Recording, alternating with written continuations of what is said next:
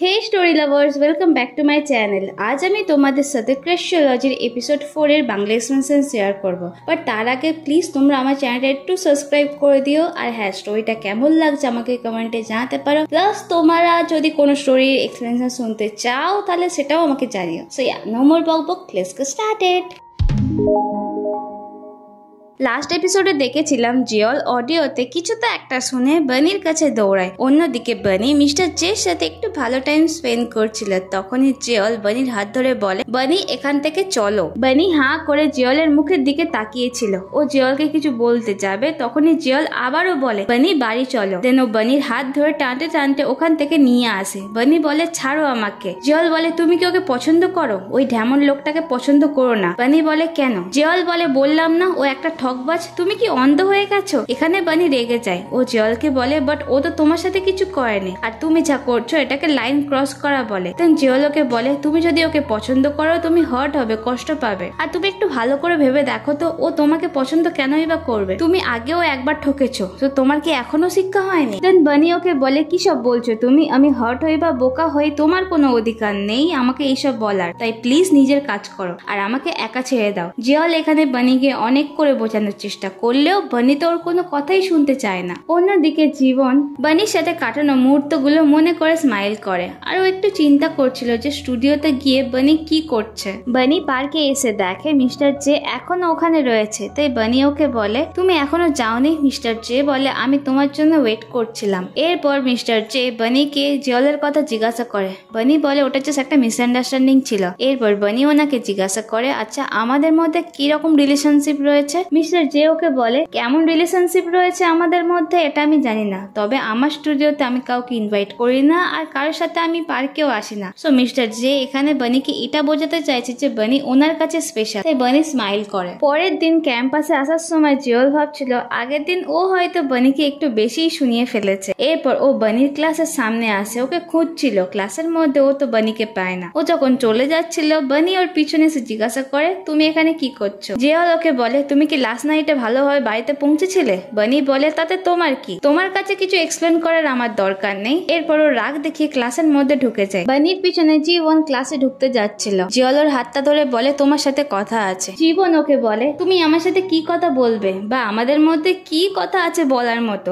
জিওল বলে, বানির ব্যাপারে। বানি আর মিস্টার জে কে আমাদের দেখা করতে দেওয়া থেকে আটকাতে হবে। জীবন বলে, মানে কি বলতে চাইছো? দেন জিওল মিস্টার জে আর সেই মেয়েটার ভয়েস রেকর্ডিং চালায়, যেখানে মেয়েটা মিস্টার জে কে বলছে, আমি একটু কনফিউজ আমাদের রিলেশনশিপ নিয়ে, ক্লিয়ার করতে চাই। সেই দিন রাত্রেবেলা আমরা তোমার বাড়িতে টাইম স্পেন্ড করেছিলাম, তার মানে কি আমরা কাপল? মিস্টার জে বলে, আমি আমার বাড়িতে কাউকে ইনভাইট করি না। মিস্টার জে এখানে ওই মেয়েটাকে সেম কথা বলেছিল যেমনটাও বানিকে বলেছিল যে আমি আমার স্টুডিওতে কাউকে ডাকি না বা পার্কে কারোর সাথে আসি না। তো জীবন আর জিওল বুঝে যায় যে মিস্টার জে বানিকে নিয়েও খেলছে। জীবন জিওলকে জিজ্ঞাসা করে, তুমি আর বানি তো ক্লোজ না, তাহলে তুমি ওকে হেল্প কেন করছো? জিওল ওকে বলে, আমি জাস্টিস ইগনোর করতে পারি না, কারোর সাথে খারাপ হোক আমি সেটাও চাই না। যাই হোক, আমার বলার দরকার ছিল, তোমাকে বলে দিলাম, এবার তোমার ওপর ডিপেন্ড করছে, তুমি যদি ওকে আটকাতে পারো তাহলে আটকাও। এরপর জিওল ওখান থেকে যাওয়ার সময় মনে মনে করে, বানির প্রবলেম বানি বুঝবে, আমি যথেষ্ট করেছি, কিন্তু ওর মুখ দেখে মনে হচ্ছে ও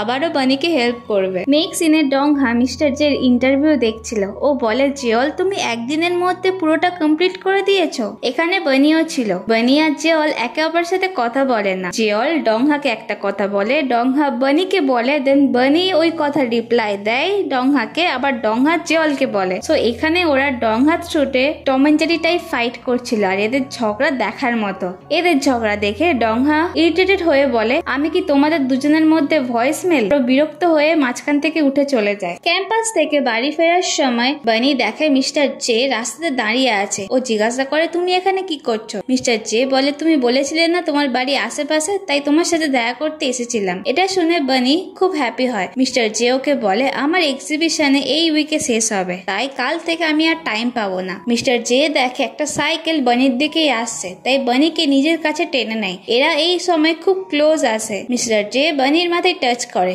এই সময় বানি খুব ব্লাশ করছিল। বানি ভাবে, হ্যাঁ এইরকমই রিলেশনশিপ তো স্টার্টিং থেকে চেয়ে এসছে। এরপর ওরা দুজন হাত ধরে কফি খেতে যায়। রাত্রেবেলা বানি মিস্টার জের সাথে সাথে হওয়া ঘটনাগুলো ওর ফ্রেন্ডের সাথে শেয়ার করে। ওর ফ্রেন্ডরা ওকে বলে মিস্টার জের এক্সিবিশনের লাস্ট দিন তুমি ওর সাথে দেখা করতে যেও, সারপ্রাইজ দিও, কিন্তু বানির কাছে তো কোনো ইনভিটেশন ছিল না। ওর ফ্রেন্ডরা বলে তুমি না গেলে মিস্টার জে হয়তো রাগ করতে পারে। অন্যদিকে জীবন ওর সোর্স লাগিয়ে মিস্টার জের ব্যাপারে সবকিছু খোঁজ লাগায়। জীবন জানতে পারে মিস্টার জে একসাথে অনেক কটা মেয়েকে ডেট করছে, যেখানে বানিও ছিল, তাই ও বানিকে নিয়ে চিন্তা করে। নেক্সট ডেতে কফি শপে জীবন মিস্টার জের সব ফটোগুলো জিওলকে দেখায় আর ওকে বলে মিস্টার জে একসাথে 10 জনের বেশি মেয়ের সাথে ডেট করছে। মানে জাস্ট সিরিয়াসলি তোমরা ভাবো এই বান্দাকে দেখে কি এরকম মনে হয়? এ এত কিউট ইনোসেন্ট টাইপ ফেস। আমি একে লাস্ট চেয়ার আপ ড্রামাতে দেখেছিলাম, বিশাল কিউট লেগেছিল, আর এই ড্রামাতে নেগেটিভ রোল প্লে করছে। আমি ভেবেছিলাম হয়তো বানিকে ও সত্যি পছন্দ করে, বাট না ভাই, এ তো 1 নম্বরের প্লে বয়। জিওল বলে আমি একে যা ভেবেছিলাম এ তো তার থেকেও খারাপ। চাইও তুমি এত কিছু কি করে জানতে পেলে? তুমি কি কারোর ফোন হ্যাক করেছিলে নাকি প্রাইভেট সোশ্যাল মিডিয়া অ্যাকাউন্ট খুঁজে পেয়েছো? জীবন বলে আমি জানি না,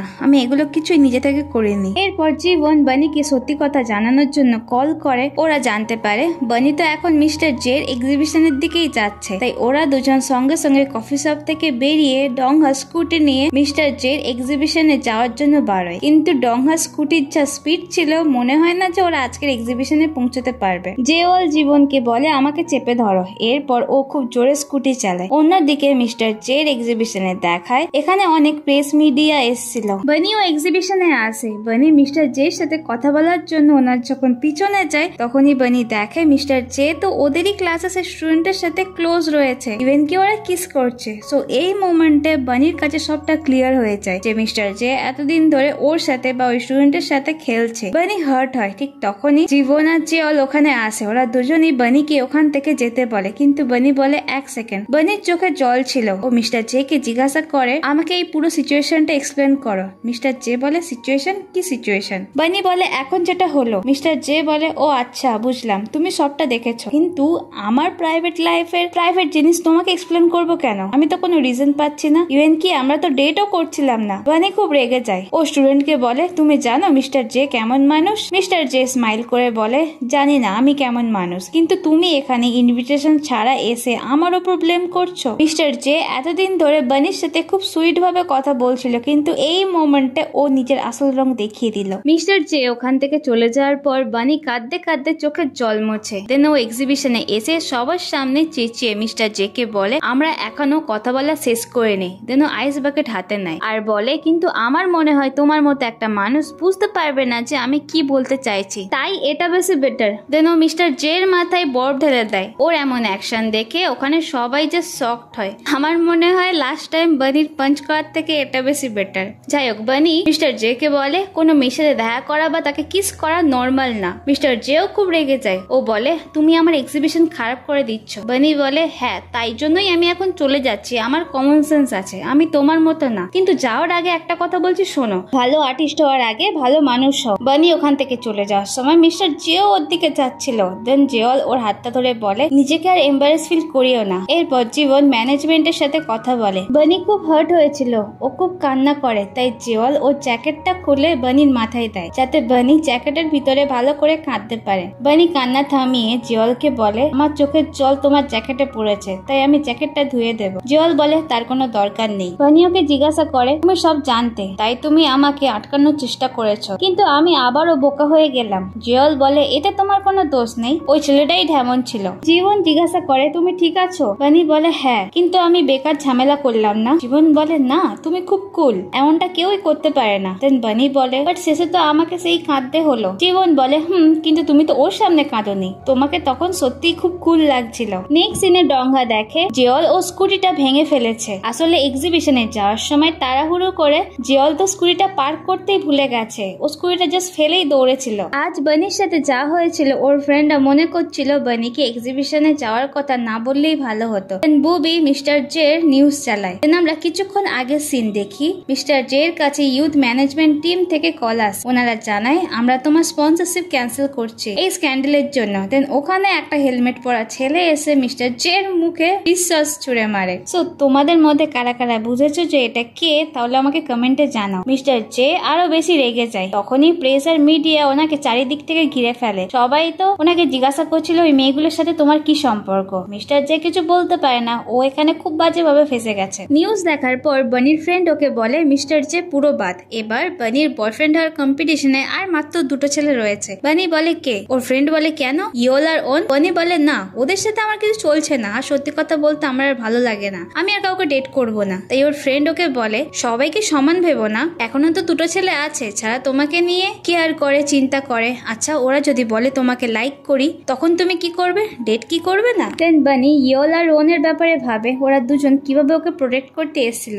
বাট তাও বানি বলে না না এটা ইম্পসিবল। ওর ফ্রেন্ডরা বলে তাহলে আমাকে একটা কথা বলো, ওরা তোমাকে বাঁচাবে কেন, তোমাকে নিয়ে চিন্তা করবে কেন, বা তোমাকে সেফলি বাড়িতে ড্রপ করবে কেন যদি না ওরা তোমাকে পছন্দ করে? বানি বলে জীবনের তো এমনই কেয়ারিং নেচার। কিন্তু জিয়ল, এরপর ও জিয়লের কথা ভাবে কিভাবে বারবার জিয়ল ওকে সাবধান করেছিল, ওর সাথে কাটানো মুহূর্তগুলো মনে করে, তাও বলে না না এমনটা হবে না। নেক্সট ডে ক্যাফেতে ইয়োল আর ওনকে দেখায়। বানির ফ্রেন্ড বলে এটা আনরিয়েলিস্টিক ডুও, মনে হয় বানি আগের লাইফে ভালো কিছু কাজ করেছে যার জন্য জিয়ল আর জীবনের মতো ছেলের সাথে ওর ভালো সম্পর্ক রয়েছে।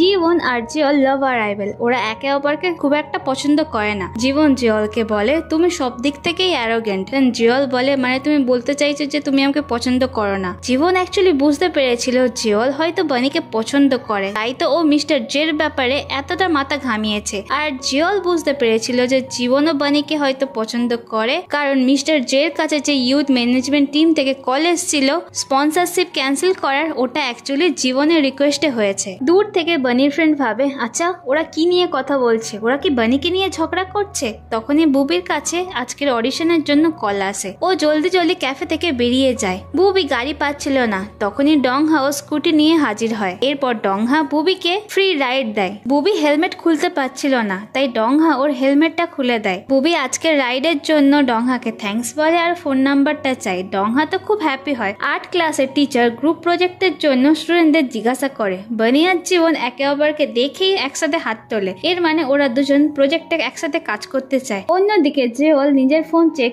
করে, বানিকে টেক্সট করেছিল কিন্তু বানি তো কোনো রিপ্লাই দেয়নি, তেন কাজ করতে করতে ঘুমিয়ে পড়ে। তখনই ওই রুমে বানি আসে। ও ঘুম ভাঙতেই বানিকে নিজের সামনে দেখে। স্টুডেন্ট কাউন্সিলিং মিটিং শেষের পর বানি জিওলকে আগের দিনের জন্য থ্যাঙ্কস বলে। ভিজুয়াল ডিপার্টমেন্টে পরের দিন একটা শুট করা হবে, তাই জিওল অনেক রাত পর্যন্ত কাজ করে। নেক্সট ডে কলেজ ক্যাম্পাসে বানি দেখে রাস্তায় অনেক ভিড় জমা হয়েছে। এখানে আসলে ভিজুয়াল ডিপার্টমেন্টের স্টুডেন্ট একটা ভিডিও শুট করছিল, যার মধ্যে মেইন ক্যামেরাম্যান ছিল জিওল। ভিড়ের মধ্যে বানি জিওলকে দেখে, আর এখানে এতটাই ভিড় ছিল যে জীবন বানির হাত ধরে ওই ভিড় থেকে বাইরে নিয়ে আসে। জিওল যখন বানিকে নোটিস করে, ও দেখে জীবন তো বানির হাত ধরে আছে, তাই জিওলের একটু খারাপ লাগে। জীবন বানির সাথে কথা বলতে বলতে যাচ্ছিল, হঠাৎ করে জিওলের কথা মনে করে। জিওল ওকে বলেছিল বানি তোমার জাস্ট ফ্রেন্ড নাকি তুমি ওকে পছন্দ করো? সো জীবন এখনো নিজের ফিলিংস নিয়ে সিওর হয়নি। আজকে সাকসেসফুল ভিডিও শুট করার পর জিওল আর ওর বাকি ফ্রেন্ডরা পার্টি করে। এখানে জিওল বানির কথা মনে করে, কিভাবে জীবন বানির হাত ধরে যাচ্ছিল, তাই জিওল অনেক করে ড্রিঙ্ক করে। আর ও ফোন দেখে ভাবছিল